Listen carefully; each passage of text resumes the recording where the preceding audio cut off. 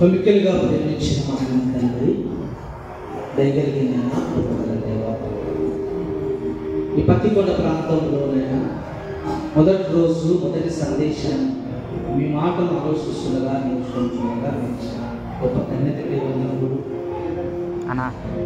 తండ్రి. మీ పిల్లలు ఇక్కడ రావాల్సిన వారు ఉంటే సకాలానికి రప్పించండి.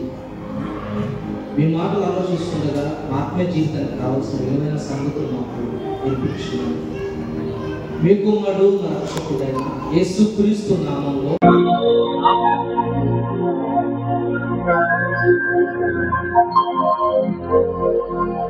ఇప్పుడు వచ్చిన దేవుని పిల్లలుగా వేదికను అలంకరించి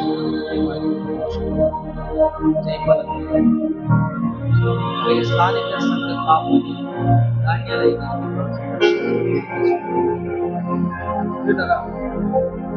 అద్భుతమైన అంశం ఏర్పాటు చేయబడిన ఆలోచనాత్మకమైన అంశం పేరు వచ్చి తొలి శ్వాస జననం, తుది శ్వాస మరణం. తొలి శ్వాస జననం, తుది శ్వాస వినరా. ఈరోజు మనిషికి జన్మ పైన సరైన అవగాహన లేదు. మనిషి ఎందుకు జన్మించాడు, ఈ లోకానికి ఎందుకు వచ్చాడు, మనిషి పుట్టుక వెనకాల పరమార్థం ఏంటి అన్నది రోజు మనిషి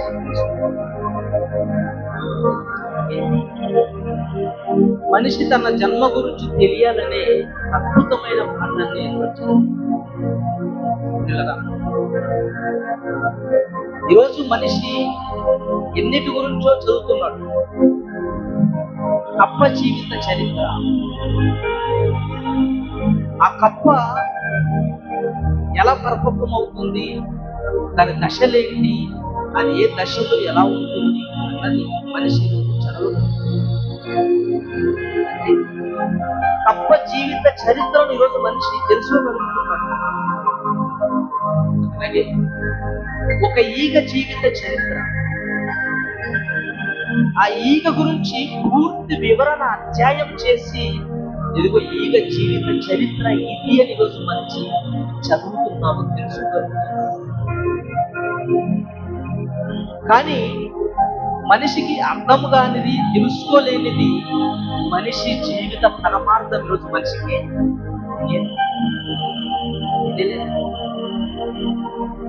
పోతి పరిపక్వము చెంది దశ దశలుగా మనిషిగా మారిందని డార్విన్ సిద్ధాంతాన్ని బోధించాడు.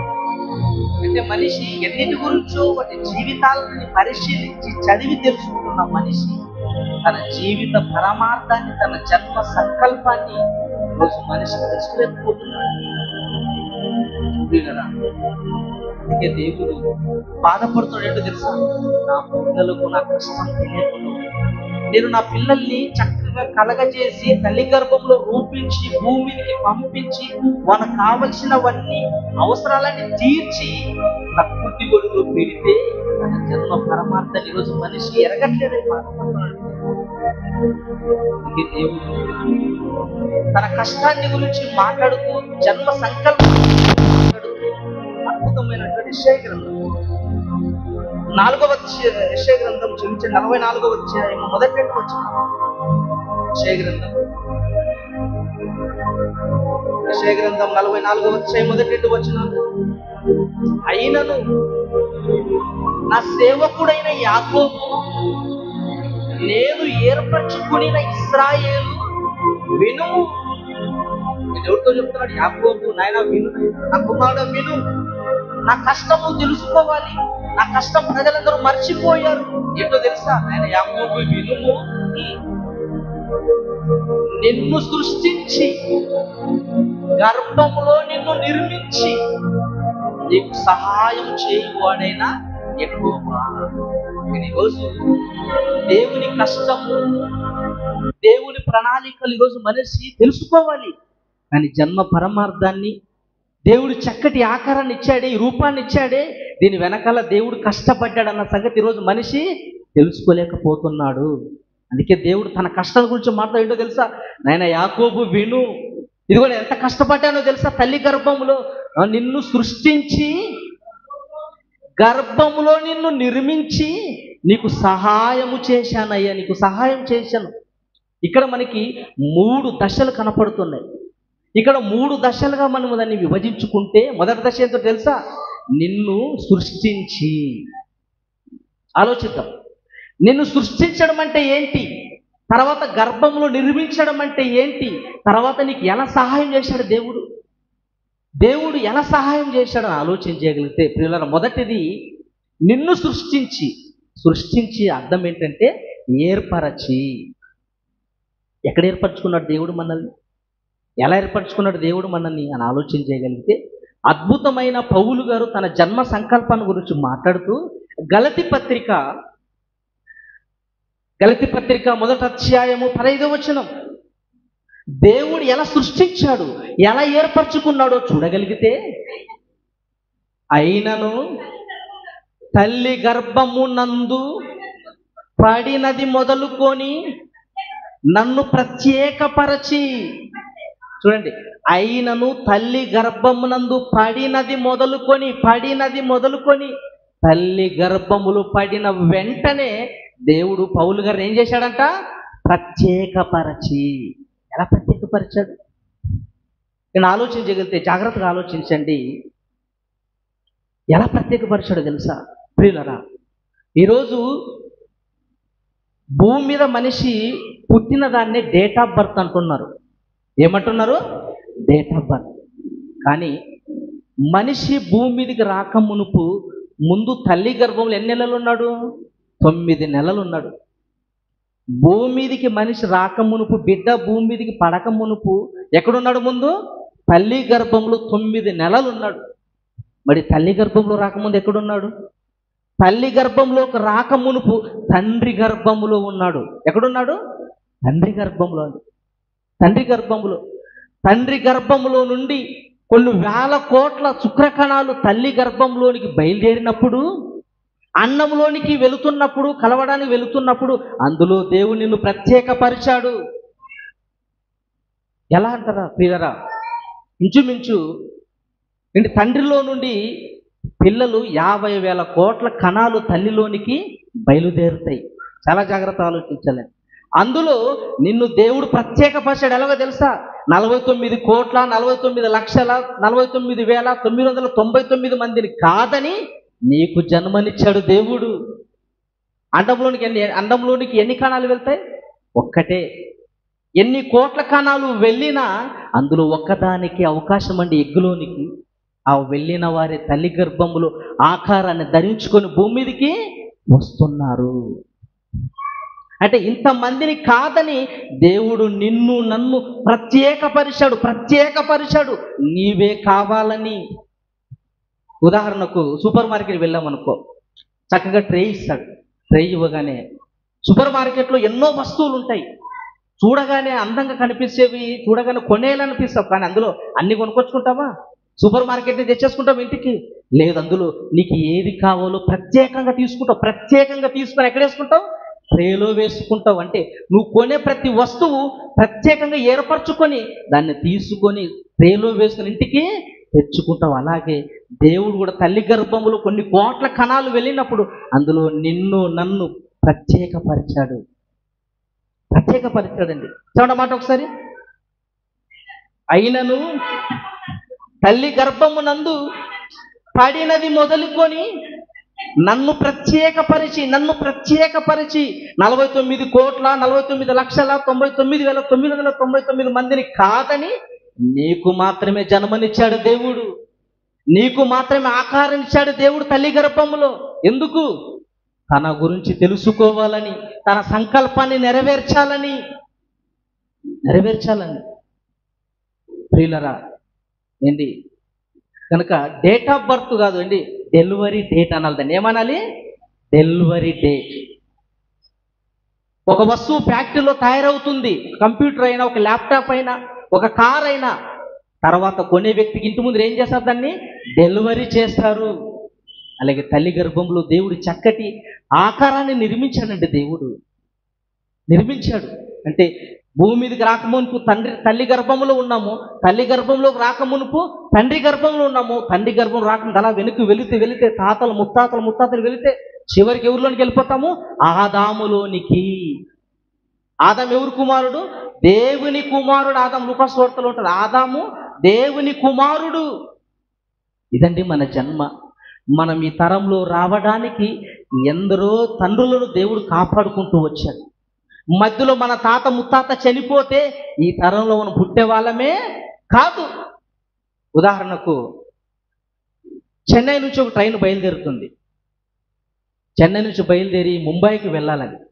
స్టార్టింగ్ ఏమో చెన్నై, ఎండింగు ముంబై. మధ్యలో ఎక్కడైనా ఇంజిన్ వేరైంది అనుకో, బోగీలు ఏమైపోతాయి? మధ్యలో ఆగిపోతాయండి. ఎన్నో స్టేషన్లు దాటుకుంటూ వెళ్ళాలి. కడప దాటుకోవాలి, గుంతకల్ దాటాలి, రైచూరు దాటుకుంటూ, సోలాపూర్ దాటుకుంటూ ముంబైకి చేరాలి. మధ్యలో ఎక్కడైనా ఒక భోగి తెగిందా అది అక్కడే నిలబడిపోతుంది. అలాగే మనం భూమి మీదకి రావడానికి ఎందరో మన తండ్రులను తాతలు ముత్తాతలు దేవుడు కాపాడాడు కనుకనే ఈరోజు భూమి మీదకి మనము వచ్చిన వారము. కనుక నిన్ను సృష్టించి అంటే దేవుడు మనల్ని కాపాడాడండి, ప్రత్యేకపరిచాడు. నీవు నాకు కావాలి నాయన, నువ్వు నాకు కావాలి, తరంలో నువ్వు జన్మించాలి. పిల్లరా అయితే నిర్మించేంటి అన్నమాట? తల్లి గర్భం. యెషయా గ్రంథం 44:1 త్వరగండి. యెషయా గ్రంథం 44:1 అది మన పాఠ్యభాగం. అక్కడే మనం ఆలోచిస్తున్నాం. అయినను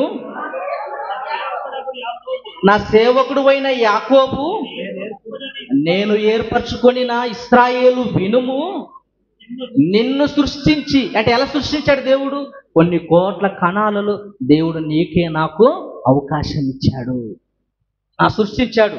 ఏంటి? తల్లి గర్భంలో అండంతో కలిసిపోయింది, ఎగ్గుగా మారిపోయింది, పరిపక్వం చెందుతుంది, అండం పిండమ్మగా మారిపోతుంది. తర్వాత గర్భములో నిన్ను నిర్మించి నీకు సహాయము చేయువాడునై. నిర్మించడం అండి. నిర్మాణం అనే పదం చాలా పెద్దదండి. నిర్మాణం అనే పదం చాలా పెద్దది. చిన్న గుడిసేసి ఇది నిర్మించండి అన్నాం అనుకో నవ్వుకుంటారు. నిర్మాణం అనేది పెద్ద పెద్ద భవనాలు నిర్మించడం. కానీ తల్లి గర్భంలో దేవుడు మనల్ని నిర్మించాడంటే ఎలా నిర్మించాడు? చక్కటి మానవ ఆకారాన్ని దేవుడు నిర్మించాడు. ఒక ఇల్లు నిర్మించాలకు ఏం కావాలి మనకి? ఏంటి? ఇసుక కావాలి, సిమెంట్ కావాలి, కంకర కావాలి, ఏంటి? ఐరన్ రాడ్స్ కావాలి, నీళ్లు కావాలి. ఇవి ఉన్నాయంటే ఏమైపోతుంది? చక్కగా బిల్డింగు రెడీ అయిపోతుంది. అలాగే మన దేహం ఈ రూపం రావాలంటే తల్లి గర్భంలో దేవుడు ఎలాంటి అవయవాలు ఎలాంటి వాడాడో చూడగలిగితే యోబు గ్రంథం 10వ అధ్యాయం 11వ యోబు గ్రంథం 10వ అధ్యాయం 11వ చర్మముతోను మాంసముతోను నీవు నన్ను కప్పితివి, ఎముకలతోను నరములతోను నన్ను సంధించితివయ్యా. అంటే తల్లి గర్భములో మన రూపాన్ని నిర్మించడం దేవుడు వాడిన పదార్థాలేవి? చర్మము తీసుకున్నాడు, మాంసాన్ని తీసుకున్నాడు, నరములు తీసుకున్నాడు, ఏంటి? ఎముకలను వాడాడు. మనం ఒక ఇల్లు నిర్మించాలంటే ముందు ఏం చేయాలి తెలుసా? ఒక స్థలాన్ని ఎంచుకోవాలి, ఒక స్థలాన్ని కొనాలి. ఫస్ట్ స్థలం లేకుండా ఏడగడతావు ఇల్లు? నువ్వు ఏడగడతావు పెద్ద మేడ? ముందు స్థలాన్ని ఎంచుకొని చక్కగా పదార్థాలను తెచ్చుకుంటావు, ఇసుక, సిమెంట్, రాళ్ళు అన్నీ తెచ్చుకొని ఒక బిల్డింగ్ ఎలా కడతావో తల్లి గర్భం ఒక కర్మాగారము. ఈ మానవ దేహం ఏర్పడడానికి ఒక కర్మాగారం. అది ఒక తల్లి గర్భాన్ని దేవుడు ఎంచుకున్నాడు, అందులో చక్కటి రూపాన్ని దేవుడు నీకు ఇచ్చాడు. ఏంటి? రూపాన్ని ఎవరు ఇచ్చాడు? దేవుడు ఇచ్చాడు. మనిషి ఇవ్వగలడా? దేవుడు ఇవ్వగలడా? తల్లి ఇవ్వగలదా? తల్లి ఇవ్వలేదండి, తల్లి ఇవ్వలేదు. ఒకవేళ తల్లే ఇవ్వగలదు అనుకో, నేను ఇంత నల్లగా పుడతానా? ఏంటి? మనం పుట్టుకు వెనకాల ఈ మానవ నిర్మాణం వెనకాల తల్లే, ఒకవేళ తల్లి ప్రమేయమే ఉందనుకో, నేను ఇలా నల్లగా పుట్టగలనా? చక్కగా ఏ తల్లి అయినా నా బిడ్డ అందంగా పుట్టాలని కోరుకుంటుంది. కనుక తల్లిలో ఎలాంటి ప్రమేయము లేదు. అంతెందుకండి, తల్లి తన బిడ్డ బొమ్మ గీయగలదా? పెన్సిల్ తీసుకొని చక్కగా నా బొమ్మ గీయమ్మా అన్నావు అనుకో, గీస్తుందా? ఏదేదో గీస్తుంది. ఒక బొమ్మనే గీయలేనిది ఈ మానవ అందమైన ఆకారాన్ని ఇవ్వలేదు. ఎవరు ఇవ్వగలరు? దేవుడే ఇవ్వగలడు. దేవుడే నిర్మించాడండి. కీర్తనల గ్రంథం 139వ అధ్యాయము, కీర్తనల గ్రంథం 139, 13, 14. త్వరగా అండి. కీర్తనల గ్రంథం 139వ అధ్యాయం 13, 14. నా అంతరింద్రియములను నీవే కలగజేసితివి, నా తల్లి గర్భము అందు నన్ను నిర్మించిన వాడవు నీవే, నన్ను నిర్మించిన వాడవు నీవే. అంటే మన నిర్మాణం వెనకాల ఎవరున్నారు? దేవుడు ఉన్నాడు. దేవుడు నిర్మించాడు గనుకనే చక్కటి ఆకారాన్ని మనం పొందుకున్నామండి. చక్కటి ఆకారాన్ని పొందుకున్నాము. అంటే ఈ మానవ దేహం నిర్మాణం వెనకన ఎవరున్నారు? దేవుడు ఉన్నాడు. నిజంగా ఎలా నిర్మించాడు తెలుసు? ఎంత ఆశ్చర్యం అంటే, నీకున్న వేలుముద్ర ఎవరికి ప్రపంచంలో ఎవరికి ఉండదు. ఉంటుందండి? ఎవరికి ఉండదండి. నీకున్న కళ్ళు ప్రపంచంలో ఎవరికి ఉండదు. అందుకే ఫోన్కి ఏం చేస్తాం మనము? సెల్ ఫోన్కి లాక్ పెట్టుకుంటాం, ఫేస్ లాక్. ఇలా చూడగానే ఏం కావాలి? అది ఓపెన్ అవ్వాలి. నువ్వు ఆ ఫోన్ తీసుకొని వేరే వాళ్ళకి ఇచ్చావు, ఓపెన్ చేయాలని అనుకో, ఓపెన్ చేయగలరా? చేయలేరు. నీ కళ్ళను స్కాన్ చేస్తుంది అది. నీ కళ్ళకు ఉన్నటువంటి నీ కళ్ళు ప్రపంచంలో ఎవరికి ఉండదు. నీకున్న వేలుముద్ర ప్రపంచంలో ఎవరికి ఉండదు. నీకున్న వాసన ప్రపంచంలో ఎవరికి ఉండదు. ఒకవేళ నీకున్న వాసన ఇంకొకరికి ఉందనుకో, నీకున్న వేలుముద్ర ఇంకొకరికి ఉందనుకో, ఎవడో నేరం చేశాడు అనుకో, ఎవరు జైలు వేస్తారు? నిన్ను జైల్లో వేస్తారు. అందుకే కుక్కలు, డాగ్స్ కూడా ఏం చేస్తాయో తెలుసా? వాసన పసిగడతాయి. ఎవడైతే నేరం చేశాడో వాడిని ఖచ్చితంగా పట్టుకోగలుగుతుంది. ఎందుకు పట్టుకోగలుగుతుంది? వానుకున్న వాసన ఎవరికి ఉండదు, వానుకున్న ఫింగర్ ప్రింట్స్ ఎవరికి ఉండవు. గనక మహా నిర్మాణం అండి. దేవుడు నిర్మించాడు ఈ ఆకారాన్ని. దేవుడి చక్కటి ఆకారాన్ని. దేవుని కష్టం అది. తల్లి ఏం కష్టపడగలదండి? తల్లి ఏం చేయగలదు? ఏంటి తల్లి ఏం చేయగలదు? నేను కడుపుతో ఉన్నాననేసరికి ఇంట్లో ఆనందం. భర్త ఆనందిస్తాడు, తల్లిదండ్రులందరూ ఆనందిస్తారు, తాత ముత్త అందరూ ఆనందిస్తారు. కానీ దేవుడు అవయవాలు చక్కగా మంచి రూపాన్ని నిర్మించింది దేవుడు. దేవుడండి. కనుక ఈ మానవ నిర్మాణ వేళకి ఎవరున్నారు? దేవుడు ఉన్నాడు. ఏంటి ఈ అవయవాలు చాలా విలువైందండి. ఈ అవయవాలు ఎంత విలువైనదో తెలుసా? ఒక కన్ను పోతే కన్నును మనము చేయగలమా? చేయలేమండి. కానీ వేరే వ్యక్తికున్న కన్ను తీసుకొచ్చి పెట్టుకొని వాడుకోగలము తప్ప కన్నును ప్రపంచంలో ఏ శాస్త్రవేత్త కూడా దాన్ని సృష్టించలేడు. అవయవాలండి. ఒక గుండె మరో వ్యక్తికి అమర్చాలే తప్ప కొత్తగా దాన్ని సృష్టించలేరు. అందుకే ఈరోజు అవయవాలు దాస్తున్నారు. ఐ బ్యాంక్ అంటున్నాడు, బ్లడ్ బ్యాంక్ అంటున్నాడు. అవయవాలని దాస్తున్నారు. ఎందుకు? అవి చాలా విలువైనవి.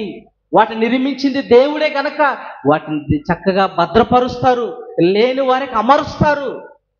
ప్రియులరా, కనుక గర్భములో నిన్ను నిర్మించాడు. చదవమాట అదే కీర్తనలు 139, 13.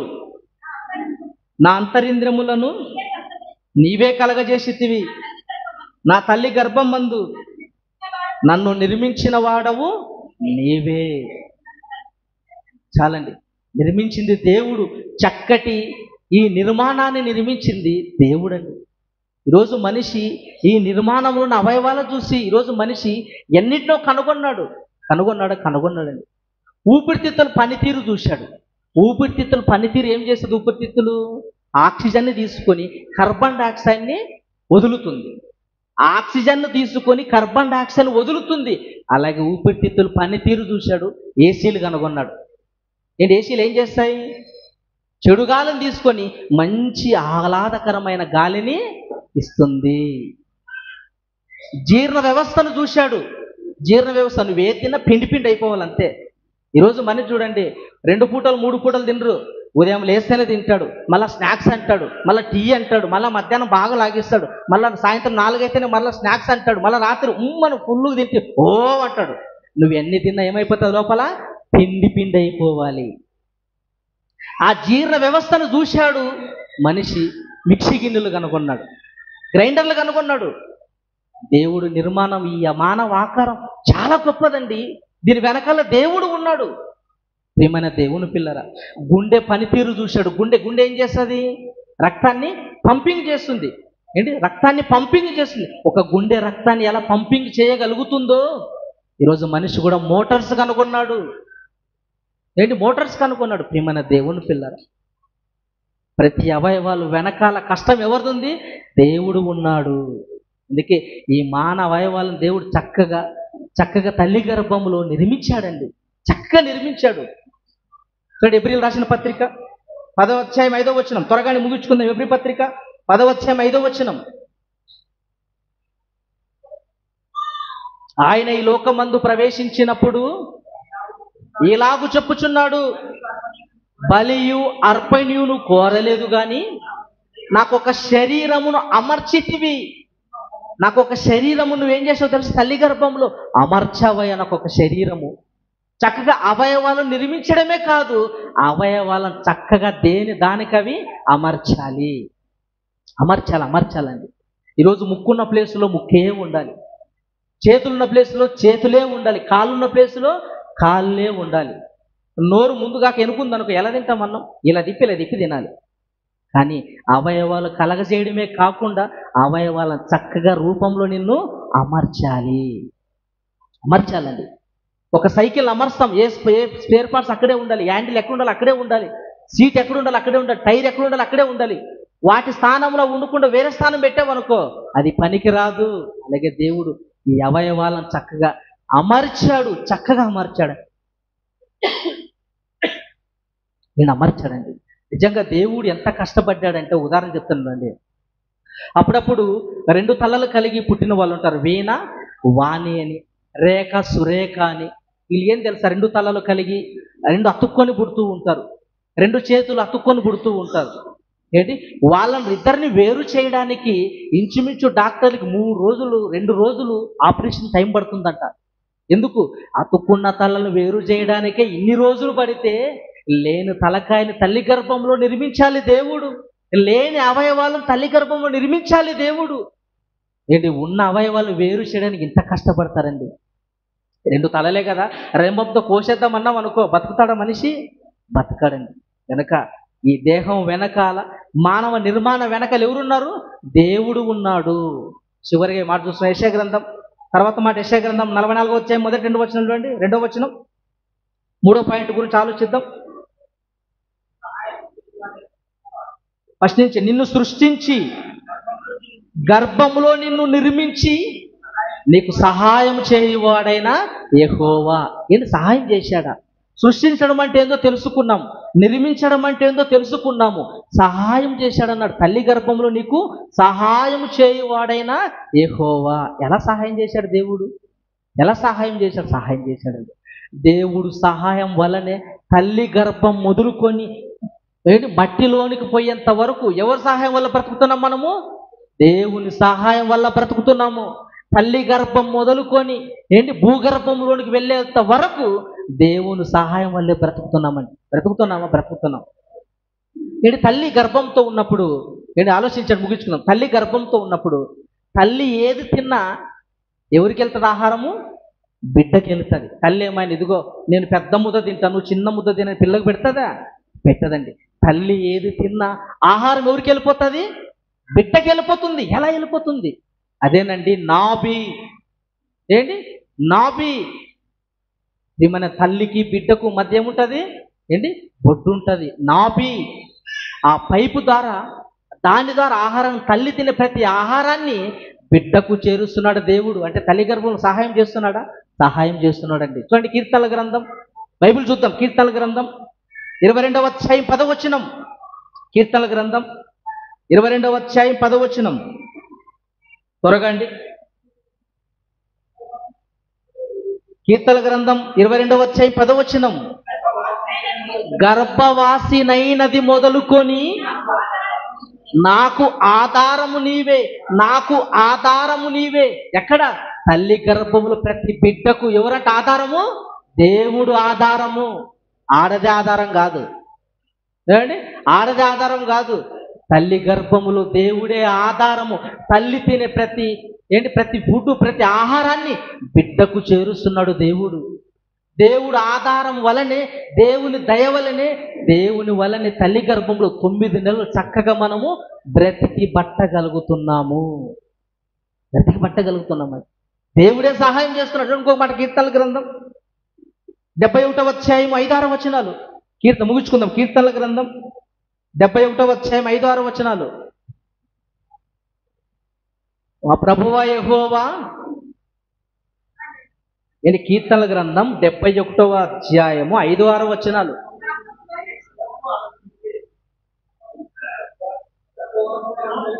గర్భవాసినైనది మొదలుకొని నీవే నాకు ప్రాపకుడవై, నీవే నాకు ప్రాపకుడవై. ప్రాపకుడు అంటే అర్థం ఏంటి తెలుసా? పోషకుడవై. ప్రాపకుడు అంటే అర్థం ఏంటంటే పోషకుడవై. ఎవరు పోషించాడు? తల్లి గర్భంలో నిన్ని దేవుడు పోషించాడు. దేవుడు పోషించాడండి మనల్ని. దేవుడు కాపాడాడండి మనల్ని. ఎలా కాపాడాడు తెలుసా? ఏంటి? తల్లి గర్భంలో 9 నెలలు మనం ఎందులో ఉంటాం? నేను ఎందులో ఉంటాం? 9 నెలలు ఉమ్మ నీటిలో ఉంటాం. దేంట్లో ఉంటాం? ఉమ్మ నీటిలో. అప్పుడప్పుడు తల్లి చెకప్కి వెళ్ళినప్పుడు, అమ్మ నీకు ఉమ్మ నీరు తక్కువ ఉందమ్మంటారు. అంటే బిడ్డ దేనిలో ఉంటుంది? తల్లి గర్భంలో 9 నెలలు ఉమ్మ నీటిలో. ఉమ్మ నీటిలో బిడ్డ చనిపోయాడా? చనిపోలేదండి. ఉమ్మ నీటిలో బిడ్డ ఉన్నప్పటికీ బిడ్డ చనిపోలేదు. అదే పుట్టిన బిడ్డను ఒక బకెట్లో లేదా ఒక స్విమ్మింగ్ పూల్లో వేసామనుకో ఏమైపోతాడు? చనిపోతాడు. పుట్టిన బిడ్డను స్విమ్మింగ్ పూల్లోనూ వాటర్ బకెట్లోనూ వేస్తే చనిపోతాడు. కానీ 9 నెలలు తల్లి గర్భం ఉమ్మ నీటిలో ఉన్నప్పటికీ చనిపోలేదంటే ఎవరు కాపాడాడు అక్కడ మనల్ని? దేవుడే కాపాడాడు. అందుకే తల్లి గర్భంలో నీకు సహాయం చేశానయ్యా, నేను సహాయం చేశానయ్యా, వినయ్యా యాకోబు, వినయ్యా ఇశ్రాయేలు విను, నేను కష్టపడ్డాను గనుకనే ఈరోజు నీకు చక్కటి ఆకారాన్ని ఇవ్వగలిగాను. ఈ ఆకారాన్ని పొందుకున్న నీవు నీ జన్మ పరమార్థాన్ని తెలుసుకోవాలి.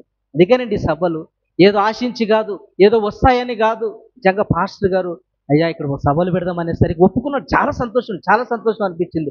సార్ తప్పకుండా చేద్దాం సార్, దేవుని మాటలు వినిపిద్దాం సార్, నేర్పిద్దాం సార్ అని ఆనందపడ్డాడండి దైవజనులు. కనుక దేవుని మాటలు నేర్చుకోవడానికి సభలు తప్ప వేరే దానికి కాదు. కనుక మనిషి జన్మ పరమార్థం తెలియదు. తొలి శ్వాస జననం గురించి, దాని జన్మ పరమార్థాన్ని ఈరోజు మనిషి తెలుసుకోలేకపోతున్నాడండి. ఈరోజు మనం భూమి మీద ఎందుకు పుట్టామో తెలుసా? దేవుని సంకల్పాన్ని నెరవేర్చడానికి భూమి మీదకి వచ్చిన వారము. చివరిగా చూడండి, మాట చూసుకొని ముగించుకుందాం. యోహాను సువార్త 18వ అధ్యాయం 37వ వచనం. యేసుక్రీస్తు వారు అద్భుతమైన మాట మాట్లాడుతూ, యోహాను సువార్త 18వ అధ్యాయం 37వ వచనం. యోహాను సువార్త